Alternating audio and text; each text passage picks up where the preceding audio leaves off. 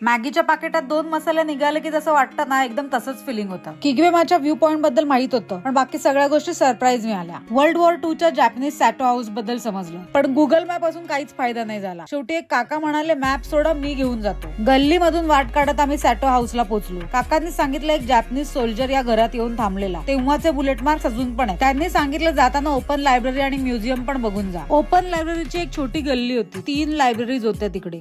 बाई, या व्ह्यू सोबत कोणाची इच्छा नाही होणार इकडे बसून पुस्तकं वाचायची. आणि कॉर्नरलाच म्युझियम होतं. किंगवेमा मधून निघणारच होतो तेवढ्यात मला बरेच जण आयटिनरी बद्दल विचारतात, पण कोणतंही ठिकाण खरं आणि रॉ एक्सपिरियन्स करायचं असेल ना, तर स्कूटी, बाईक काही रेंट करा आणि रॅन्डमली फिरा. लोकांशी बोला, जागेची वाईब सोकिन करा. एक्सप्लोर करायला जाऊ नका. जे काही सापडायचंय ना, ते आपोआपच सापडेल. आम्हाला वाटलेलं 20 मिनिटात निघू इकडून, पण आम्ही ते 3 तास होतो. माझ्याकडे या लोकांना द्यायला काहीच नव्हतं, पण मी चित्र्याची बाकरवडी आणि शेंगदाणे त्यांच्यासोबत शेअर केले.